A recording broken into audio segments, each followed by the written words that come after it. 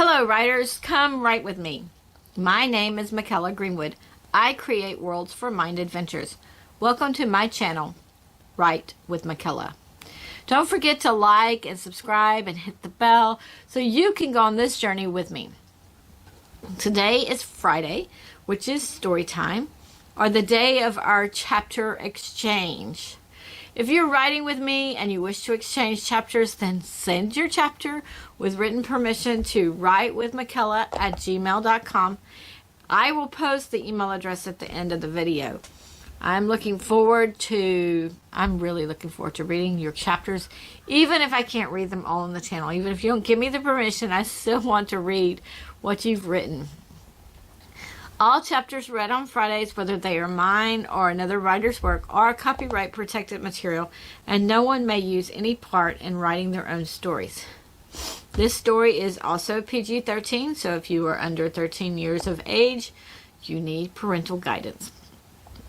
This story is in its rough draft stage, just as the last story we heard. The title of this story is Tajiia. And today we are reading chapter 19. If you would like to read along, then send to the email I stated earlier and request a PDF of the chapter. Make sure you are specific about either City of the Ancients or Tajiia and which chapter. Now let's start. Tajiia, chapter 19. More soldiers in the mountains. The witches, warlocks, and few wizards went out of their chambers and traveled through the mountains. Even the queens did too. Before they left the chamber, they had Tajiia repeat the spells that she used to capture voices and memories to project to the mirrors. That seemed to be the best plan for now. Several were still becoming bugs, and they were listening to the conversations of the soldiers, which were pretty much non-existent until there was a mirror. At first, Tajiia was mostly the only one projecting images in mirrors, or on the mirrors, but some soldiers would talk. Sometimes the witching community had to use their air walls to separate the soldiers because not all soldiers in a group were open to switching. The brainwashing against the witch community ran deep within many soldiers. After a couple of hours, the queens met back in their chamber with the chancellors and several witches. They made some soldiers small and brought them in to talk to them, but they weren't in the tree. There were 23 soldiers, and when the queens released their spells, they became normal size, and they were in the center of the chamber with the members of the witch community around them. Silence hung in the air.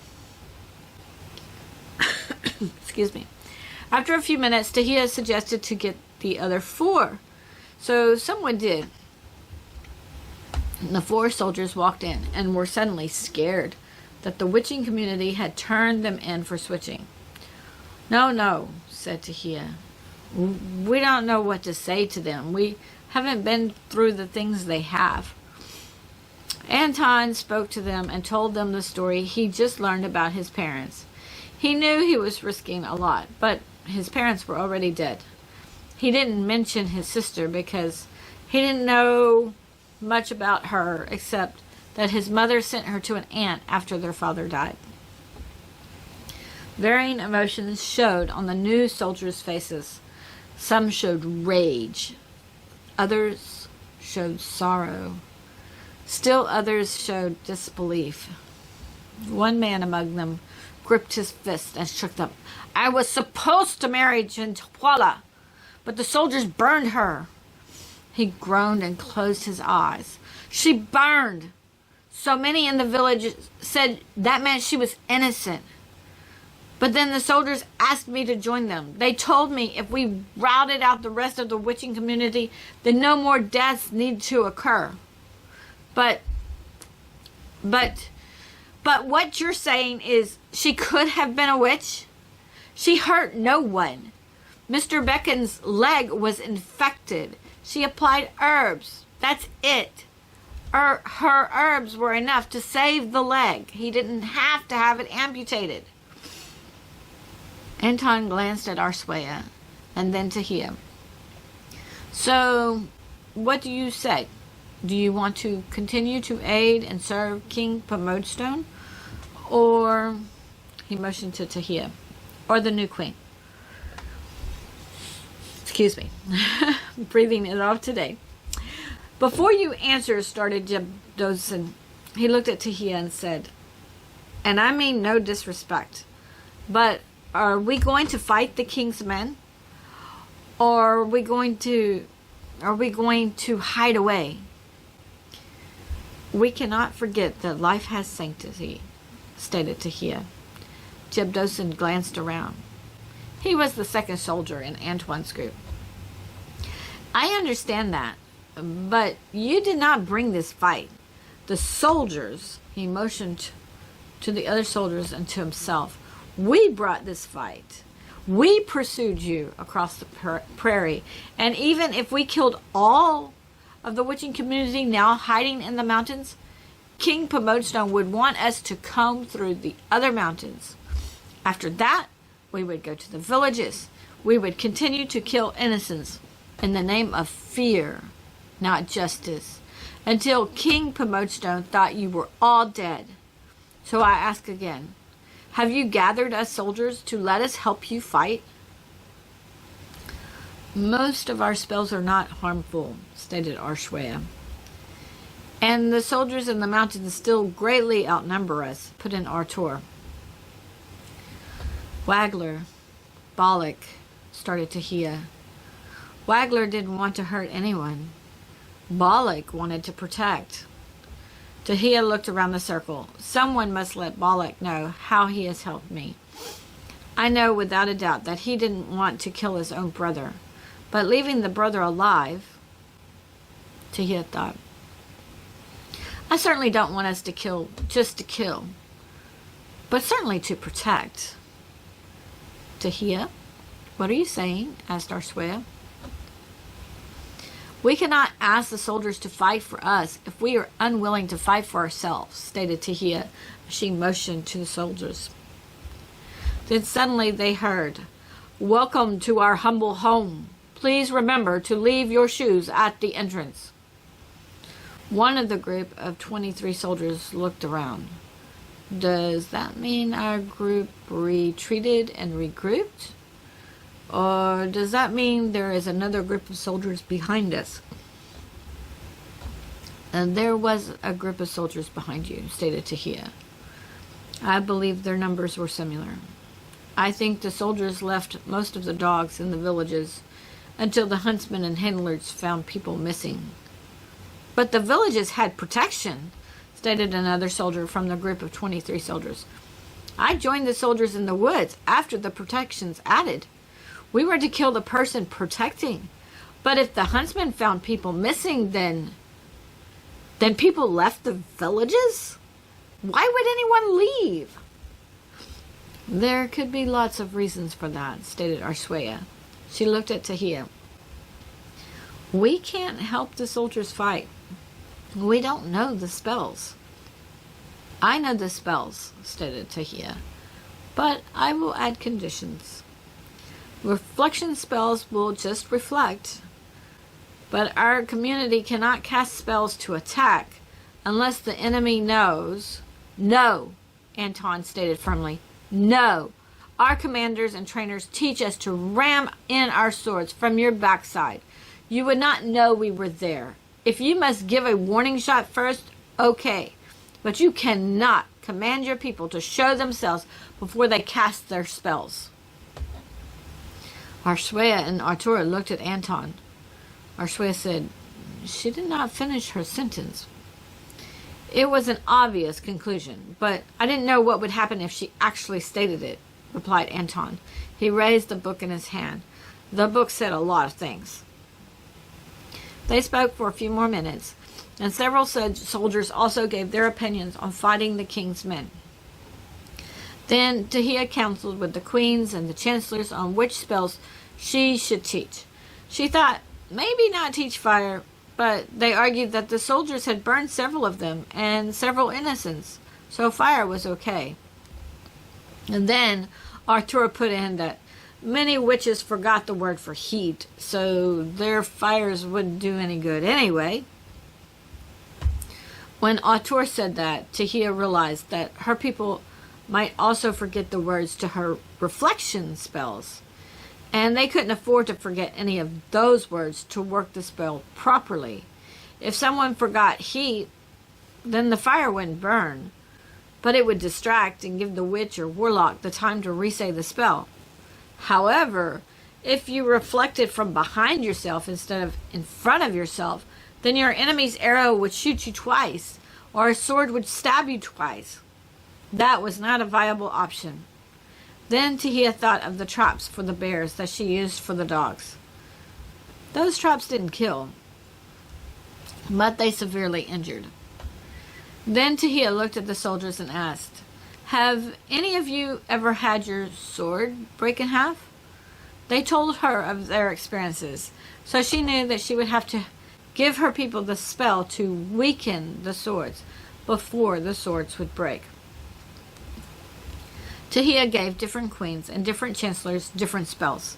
They would try different things and think the results. The witches gave the soldiers back their swords and armor, and they would go out and protect queens and chancellors. Anton left his book on a small table and went with Tajiia. After a bit, he whispered to her if she had a spell to put armor on herself. Tajiia had shrugged and said probably she could, so Anton wanted her to use that spell. It made him nervous for her not to have any protection on. A few queens became bugs, and they would use spells to fight, but felt with working the second spell, the first spell might come undone. But they didn't stop to think about grains. There were a lot of soldiers in the mountain, and it got to the point where no one could go down a hall, or especially not around a corner, without running into someone. Alla had been a bug, and the time ran out. She was trying to say the spell again when some soldiers ran around the bend to escape from a queen reflecting arrows at them.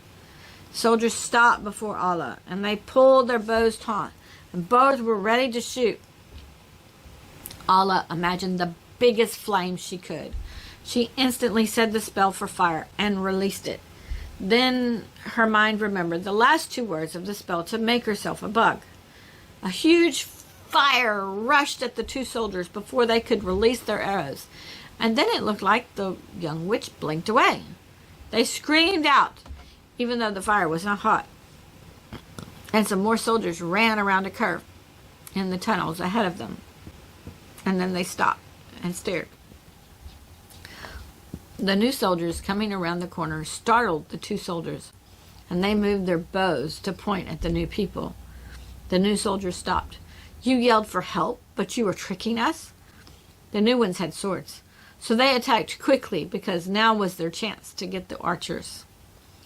The two swordsmen slashed through the archers, but the archers' bodies didn't change to warlocks after they died.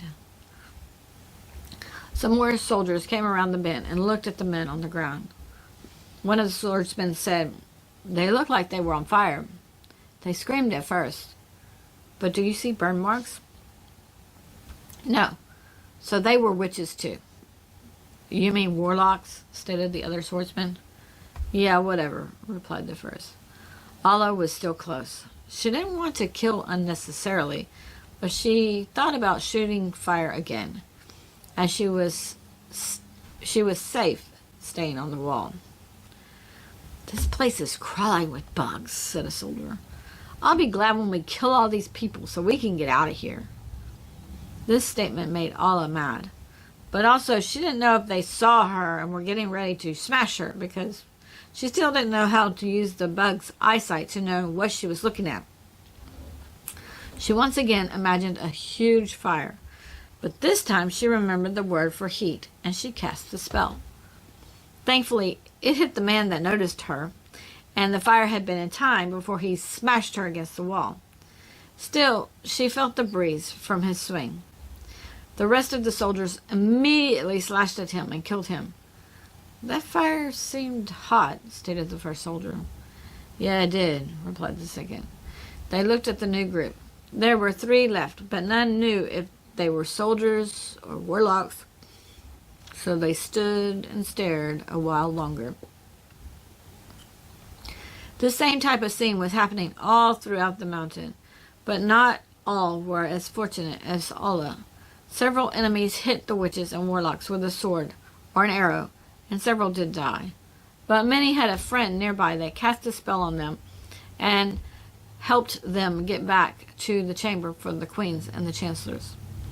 Helbob was no longer in the tree, and he helped remove arrows and apply herbs. Ozzy and Bollock were together, and Ozzy came out of the bug form, but for some reason she couldn't think of the word in witch for bug. Instead she said poculosis, and she turned into a porcupine. She didn't know what she was, and Bollock had never seen or heard of the animal before, but he saw the soldiers backing up. The soldiers were archers and knew their thick leather suits didn't protect them like the soldiers with armor.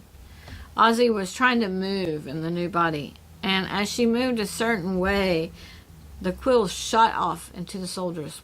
The soldiers yelled out and ran.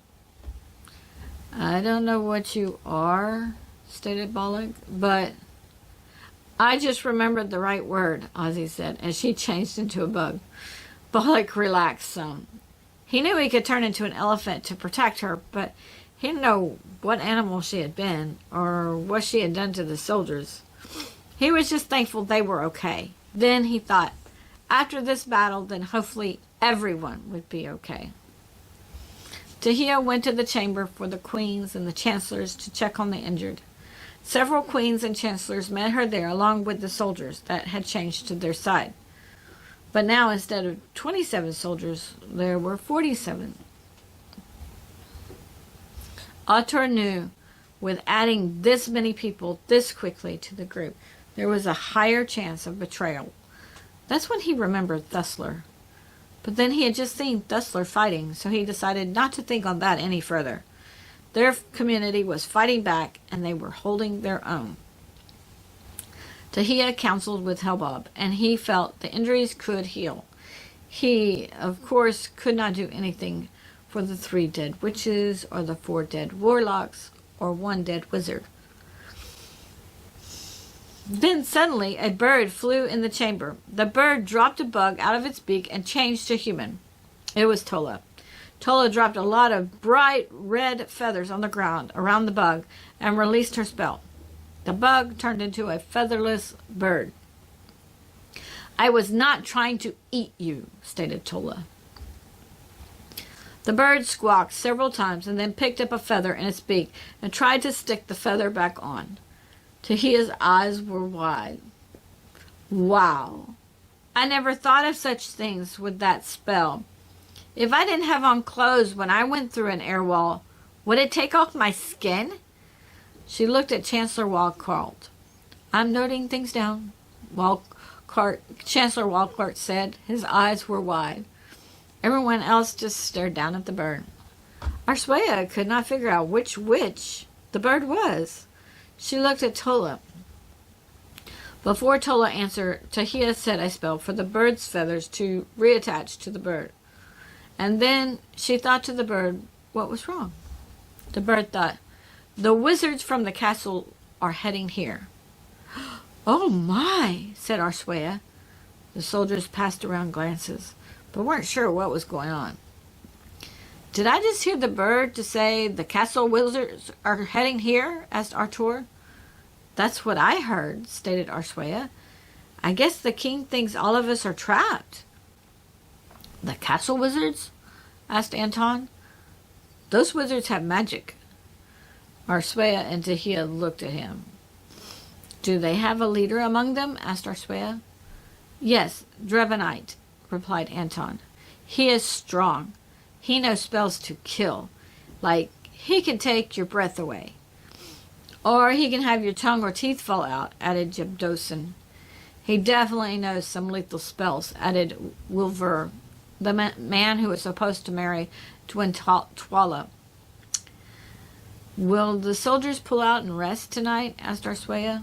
Then she turned and asked Tajiia, did the bird say how far away the wizards are? I think she estimates 4 hours, stated Tajiia. But that is flight time. At the first part of Tajia's statement, everyone tensed up. They did not need the wizards adding to the soldiers' numbers yet. But when she added that the estimate was flight time, they relaxed a little. Several wondered how they could convert that to walking or marching time, and they didn't know. The soldiers did not know if the soldiers loyal to the king would pull out and rest or not. The witching community decided to fight at least a few more hours, and then they would go into the chambers that they could magically seal to rest. They had to rest before they had to deal with the wizards too. Everyone discussed which spells seemed to work the best, and the witching community thanked the soldiers for fighting for them.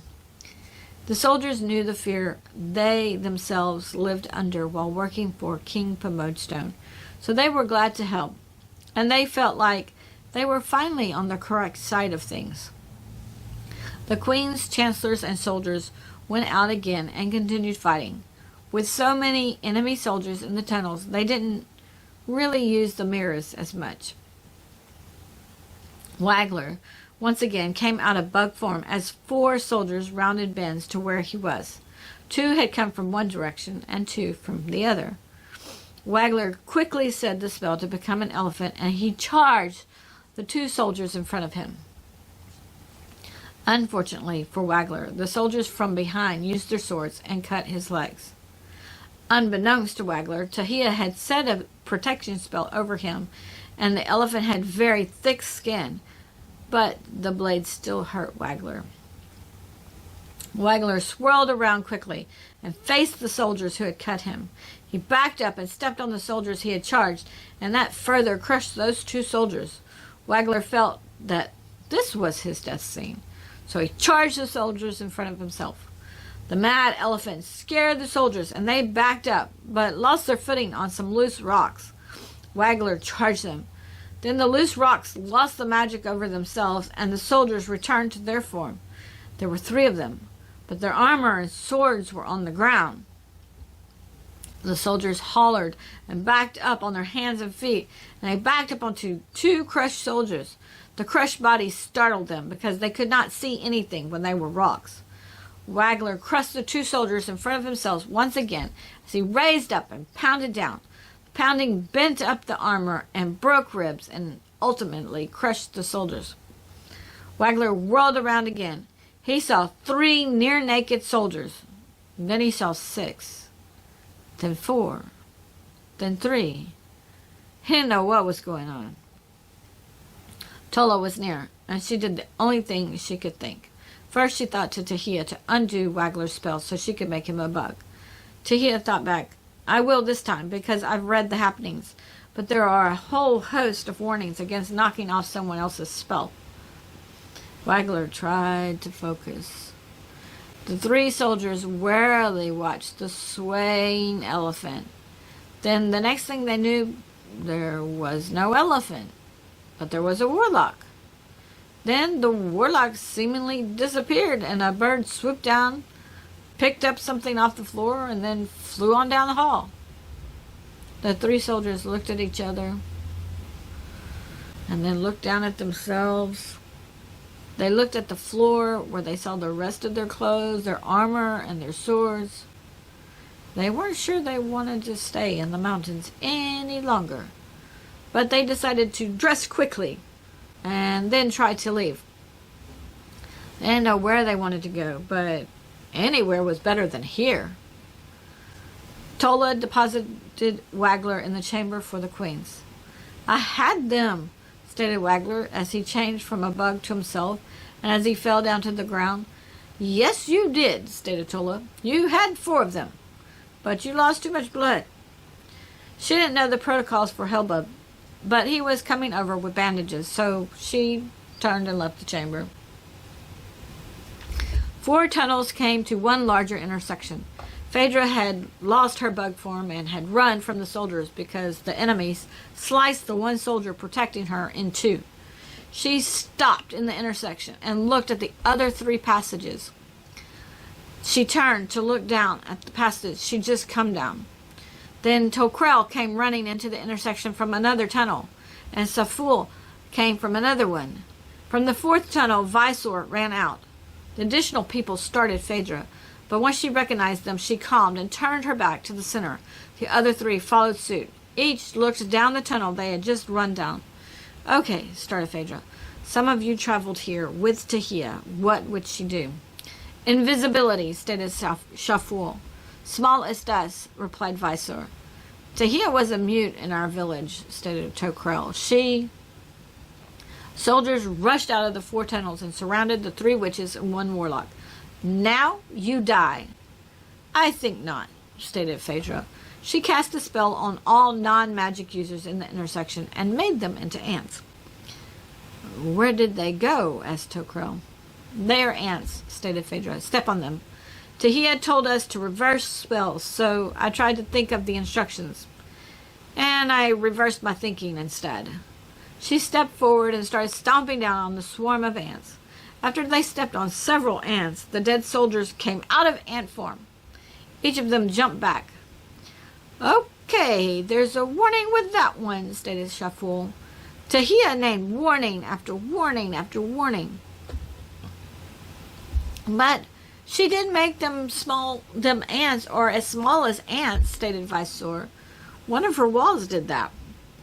The warning was, we may not want the soldiers to know we can go small. Tokrel stepped on a few more ants, but was ready to jump back. I counted 18 soldiers in the intersection before they disappeared. I'm glad my chickens aren't eating these bugs. Everyone stared at her, as they thought of the soldiers going back to their normal form inside of a chicken. That seemed like another warning. But they counted, and now they had 15 soldiers in the intersection, so they needed to find 3 more ants. They were searching the ground when another group of witches and warlocks ran into the intersection. What are you doing? Asked Cheltor. We're looking for ants, stated Tokrel. Think with Tajiia, and she will think to them and find them, suggested Cheltor. The original 4 in the intersection raised up and looked at Cheltor. Then another group of witches and a wizard ran into the intersection from a different tunnel and asked what was going on. Shaful answered, we are discovering a multitude of warnings, but she motioned to Visor, he thinks since Tajiia made soldiers into ants, then we don't need to warn about stepping on them and them going back to their form.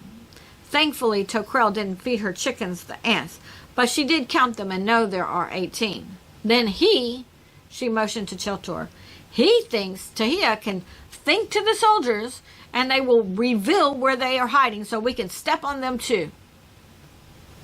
Everyone glanced around. Stress was definitely high. They were glad to have all the new spells and be able to work them.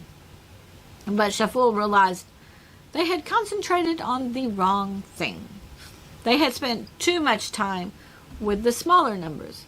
Now they needed numbers that would last through the battle, and they didn't have that number. Shaful looked around and realized she saw so many from their community because the time probably ran out on all of them. She said aloud, Tajiia, we need to locate 3 ants, and we need a really large number. And I mean really large. Then they received, ants are in the armor from what I can tell. Leave them. I will say a memory loss spell, and they won't remember being ants. The number I think you want is Dasin Fraudin Nucha Dix Dasin. You can undo or reverse the spell if the time is too long. All in the witching community looked at each other. They wanted to kill the ants, but they heard clamors down the halls, so they each said their spells. Another group from the witching community skidded to a halt as they entered the intersection and as they glanced across to the 3 other tunnels. As a bug, Phaedra tried to tell them to use the new number, but no one could hear her. Shaful decided to amplify her voice, but only within the intersection. So she repeated what Phaedra said without knowing that Phaedra had said it. Then she stated the number. Shaful wondered how long the time was, but she decided to try to do the math later. But once again, she thought that Tajiia knew witch much better than human, and she was glad. Shaful also thought that it was very good that Tajiia showed herself or came out of hiding at their meeting, because the soldiers would have trapped them in the mountains. If they had made it here without Tajiia, this stand would be their last, and the witching community would die. She didn't even know about the wizards coming in soon. Karmais and Telka were together. Tola had been with them, but she had left twice. Karmais and Telka didn't feel like they could see well or really understand the sight of the bug body they were in, and Karmais certainly didn't feel brave enough to fly around as a bug. But Tola seemed natural. And then Karmais thought her mentor had a spell for eyesight. They had used that spell. Tajiia had improved it and didn't need to extend her eye. Karmais got excited, and she decided to try the spell. But then, as she thought through the words, she realized that she didn't want to improve. She wanted to improve her natural eyesight and not her bug sight. So she pondered the words for a few minutes. Then the soldiers came around the bend and paused below. Telka and Karmais were high up and very near the ceiling, so they weren't too worried. Then both felt like the time was running out of their spells. Karmais didn't want to roll down the wall like she had several times already. That was a bit painful, especially so high up. But being lower on the wall meant chancing the soldiers seeing them. Rolling down by itself was bad enough, but now there were soldiers. So she said the spell for the better eyesight so she could hopefully fly away before the grains ran out. Karmais's bug eyes extended out of her bug head, and she could see. She said to Telka, "Come on, let's fly away." At that moment, Telka rolled down the wall, and a few seconds later, Karmais did too.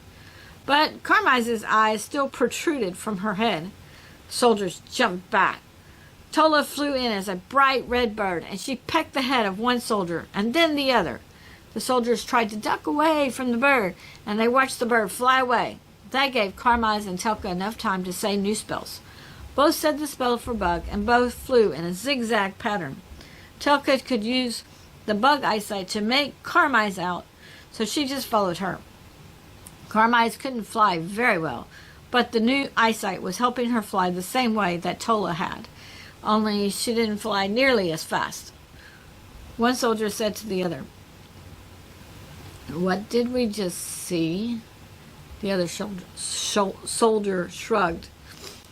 "Maybe we're seeing things and we need to rest or eat," suggested the first soldier. "Maybe so," replied the second soldier. They had seen people rolling down the walls. The rolling people had stood up, shot them with fire. That wasn't hot. They had seen dead soldiers all throughout, and now a bird had pecked their heads. Normally, they just marched through the halls and didn't see anyone. They would stay at least a couple of weeks so the people hiding would run out of food. But this time was different. The people in the mountain were braver. Unless, of course, they were always hiding on the walls, and now they were losing ability to stay invisible and on the wall. The soldiers decided to head out of the mountains. If they didn't see anyone when they exited, then they would head north, past the mountain. And once they passed the mountain, they would turn east. They didn't know anything about the land beyond King Pomodestone's territory, but they no longer wanted to stay here. Injured witches, warlocks, and a few wizards filled the queen's and chancellor's chamber, But just as many soldiers, if not more, lay dead in the tunnels, or they were leaving. The new tactics were spooking them. If the queens and chancellors didn't know about the wizards, they would rejoice. It felt like they were doing well, but they didn't rejoice yet. Anton was still with Tajiia, so Tajiia pushed him closer to the wall and whispered to him to stay. She placed an invisibility bubble over him. Anton wasn't sure what was going on, but he reached his hand out in front of himself and he felt the wall. He didn't know that the wall looked like part of the tunnel wall from the other side. Tajiia knew that Commander Poulton was near, so she said an invisibility spell over herself. But then she tried to make an image of herself without using a mirror, and the spell seemed to work. Anton saw her without her armor, but didn't realize it was an image. He thought her spell didn't work because she had a spell over him. He could hear soldiers coming down the hall. Then he saw 3 soldiers round the bend. He wanted to pull his sword and fight for his new queen, but he couldn't move too much. Well, well, well, what have we here? Stated Commander Poulton. Oh, thank the stars in heaven, stated Tajiia. I'm so lost. How do I get out of here? Tajiia put her hands together in a pleading motion. Commander Poulton drew his sword and plunged it into Tajiia's image, and the image fell on the floor just as he expected. I'm done with your tricks. Anton banged his fist against the wall around him. He wanted to face Commander Poulton and cut him down. How do you know she wasn't lost? Asked the soldier on his right. Commander Poulton whirled around and said, They are full of tricks. Then he cut down his own soldier. He pointed the sword to the other soldier. Do you want to argue too? Soldier wearily shook his head and backed up. The image of Tajiia on the floor vanished, and another image appeared. Why did you kill me? Asked the new image. I've done nothing to you. Commander Poulton whirled around again and pointed his sword at the image. He glanced at the floor and didn't see a body or blood, or any blood. The other soldier eased back down the tunnel he had come from, but he didn't want to turn his back on Commander Poulton. Commander Poulton shook his sword at the image. I will kill you again and again if I have to. You are evil. Only those who kill without reason are evil, said the image. Commander Poulton struck with the sword. Tajiia stood to the side invisibly and cast the spell. She had never cast a reflection spell from an image, but she didn't dare to stand with her body before Commander Poulton. He was too swift with his sword. The next thing Commander Poulton knew, the tip of his sword peeled apart and the 2 ends bent back until the sword was coming for him. He didn't pull back or stop, so his sword went into him. The tip slid down his chest and went into where the top armor met the armor over his groin and legs. The sword rammed in and through him. Commander Poulton doubled over and then collapsed to the floor. Anton was frantically looking for Tajiia as his breathing resumed. Then he realized the wall was gone. He whispered, Tajiia, where are you? Tajiia became visible. I'm here. That was one prejudiced man. Yes, I can't believe I used to follow him and look up to him. Well, not really look up like admire, but I definitely feared him. He motioned to the other soldier on the floor. Look, he cut down his own man. I saw that, replied Tajiia. I think we have a new purpose. We aren't just supposed to help people. We are to protect people. That's why those types of spells are in my books. Anton didn't know what to say, but they headed back to the chamber for the queens and chancellors. Tajiia knew that she now had a plan. They were not going to hide. They were going to fight. When Tajiia got to the chamber, everyone could see the resolve she had on her face. She then told them that after they handled the wizards, they were going to the villages. And they were going to rid the villages of soldiers, huntsmen, handlers, and dogs that were too far gone. Then they would go after King Pomodestone himself and take his throne. No one was sure what to think. The injured raised their head off the floor and looked. The queens and chancellors had brought in even more soldiers with the help of the soldiers that were with them. They had never had soldiers switch before. And they had never heard of it. But they also had never heard such bold proclamations from their queen before.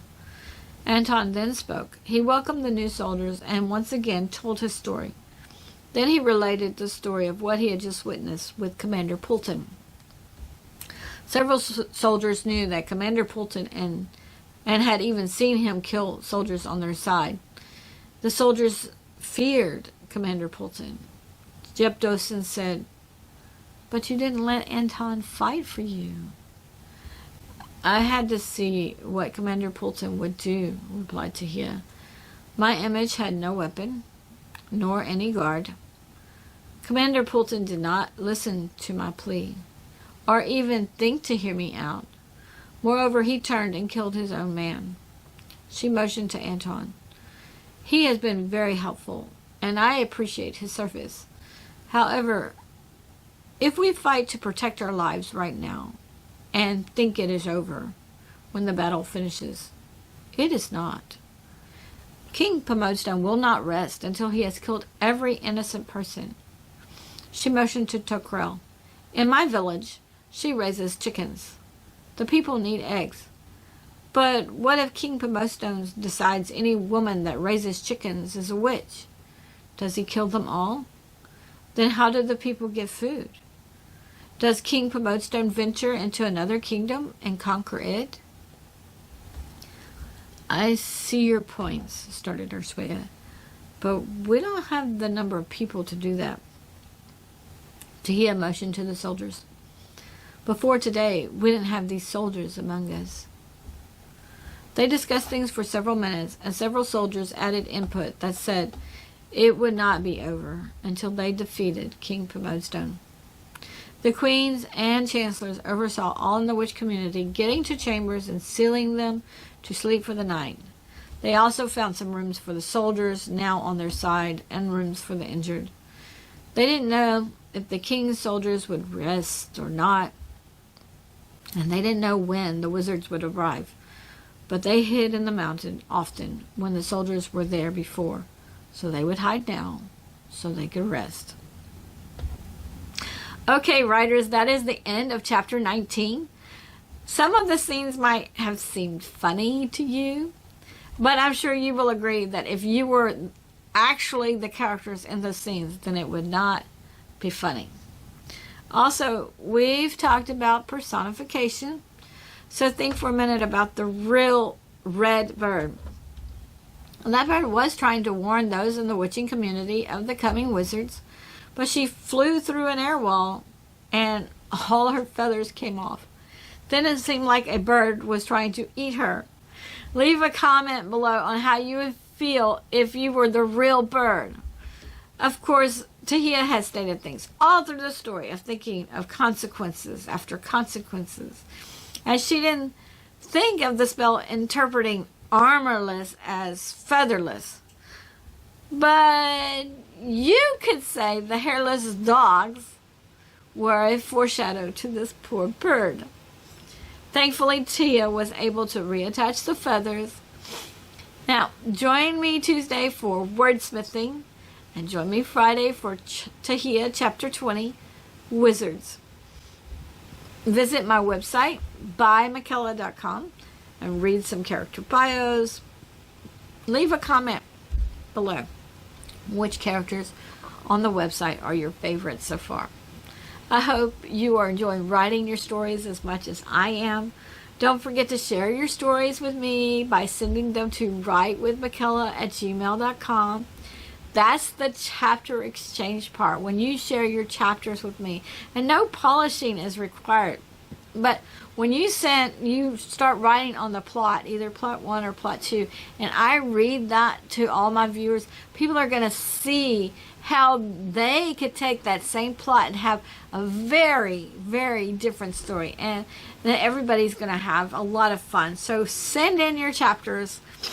Don't forget to hit the like and subscribe and hit the bell so we can continue to write together. Thank you for joining me today. I really appreciate your participation. If you know someone who would like this video, then please share it with them. This is McCullough with Write with McCullough. Bye for now.